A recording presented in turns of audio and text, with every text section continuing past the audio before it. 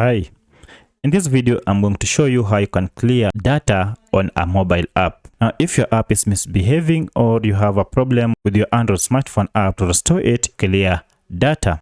Now for this demonstration I'm going to use the Redmi Note 10. However, this process should be the same on your Android smartphone. So to get started, just go to settings and then scroll down and look for apps. My apps option is here. Click on it. Then look for option or a function called manage apps. This will help us expose all the apps that we have on our mobile phone. Now, as you can see here, you will see all the list of mobile apps that you have on your smartphone. Go ahead and identify the mobile app that you want to clear data. For my case, I want to clear data for this app. Now, there are two ways you can clear data for this app. One, you can go to storage. As you can see, it contains some data.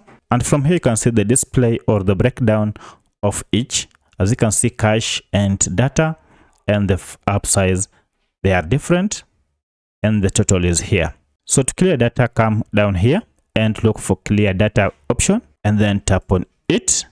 And here you'll have an option either to clear all the data or only to clear cache. If you want to clear all the data, just tap on clear all data and then confirm. And you're warned that all the app data, including files, settings, account, database, and cache, will be permanently deleted.